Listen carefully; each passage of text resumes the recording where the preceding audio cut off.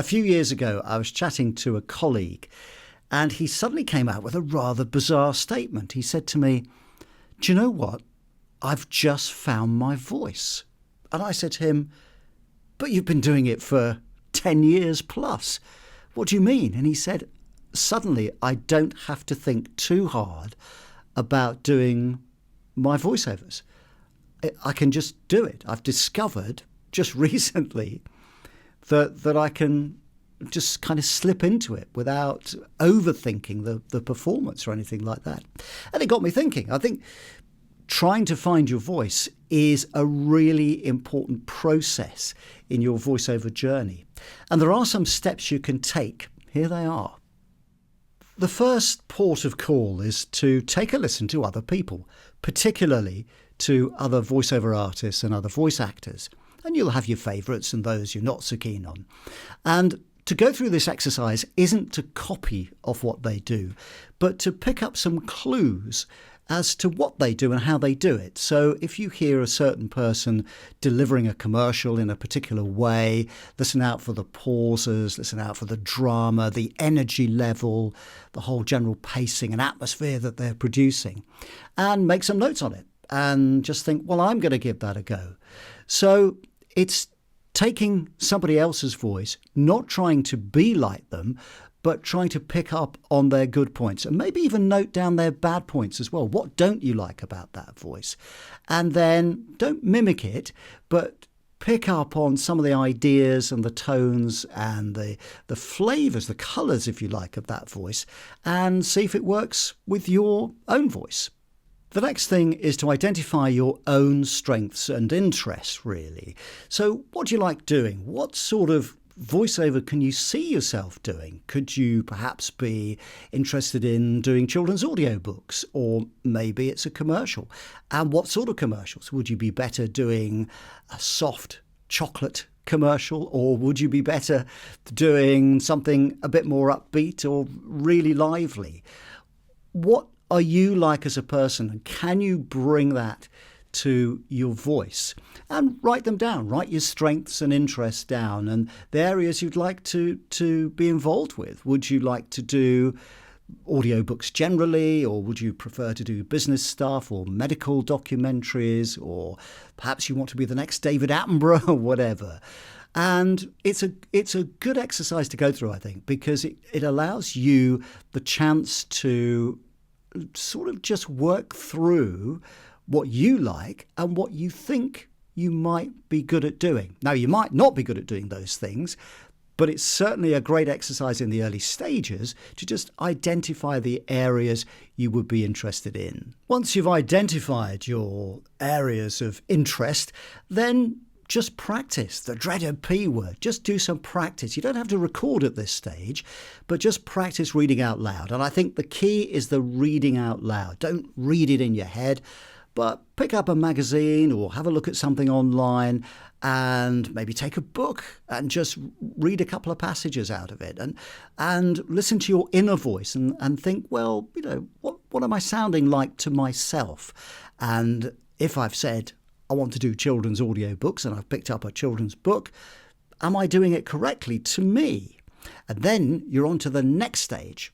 And that next stage is recording yourself and the dreaded playing it back. Now, you're probably going to come across this phenomenon that we all encounter, which is, I don't like the sound of my own voice.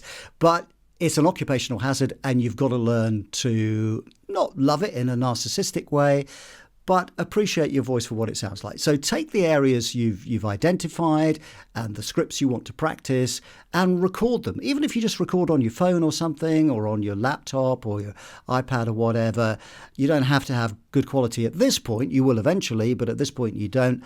And then just read out loud, record it, play it back, and make some judgments. Try and get over that hurdle of, oh no, it's my voice, and learn to, like I say, appreciate what it sounds like when you're doing a voiceover. Once you've done that, you need to get some feedback, and that means not just your own feedback, but external opinion. I would start with friends and family and just play stuff to them and say, what do you think of that? Do you like my audiobook read, or do you like my commercial or my video game interpretation there? Do you like those characters, or do you like me sounding like me? And just that's the friends and family will certainly be honest with you. And then try some of the communities as well. There's some great communities out there, some voiceover communities. You can sign up particularly on sites like Facebook, and you can join those and then say, please take a listen to my voice. What do you think of it? And they'll usually be honest and kind, most of them anyway. And don't be afraid of that feedback. I think it's really important to get someone else's opinion.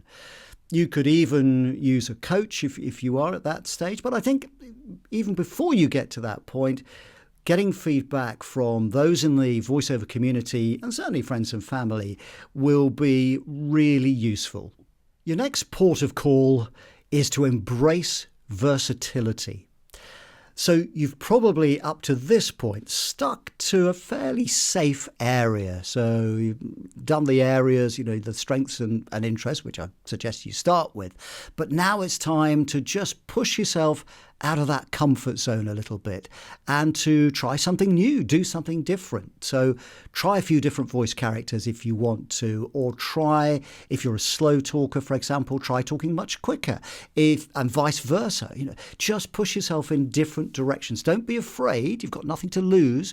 And again, you want to record that and to play it back. And again, you can try sending that off to friends and family, or you can also approach the communities and they'll give you some honest feedback too. So I think at this stage, you're now at the point where you can afford to just give yourself that extra push into these different directions. Scary, but it will pay dividends. Then move on to considering taking some classes.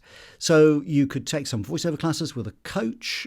You may want one or two or half a dozen or whatever, or you may want to do some acting, and you may want to try some improv classes as well. That will really push you in a different direction, and you're doing something probably out of your comfort zone when you do things like that.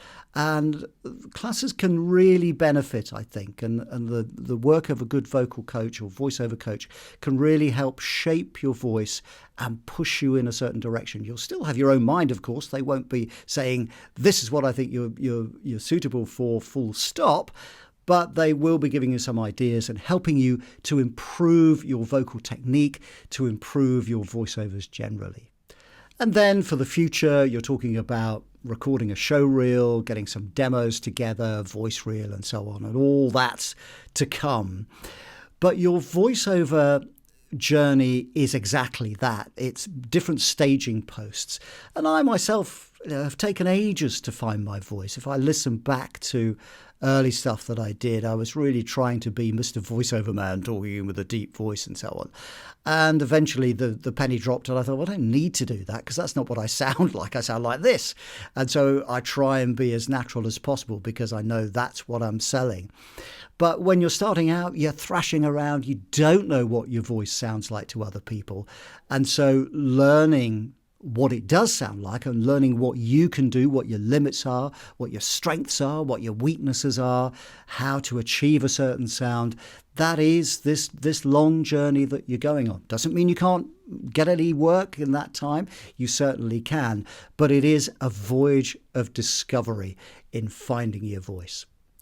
All right, thanks very much for watching today. Look after your voice and see you next time.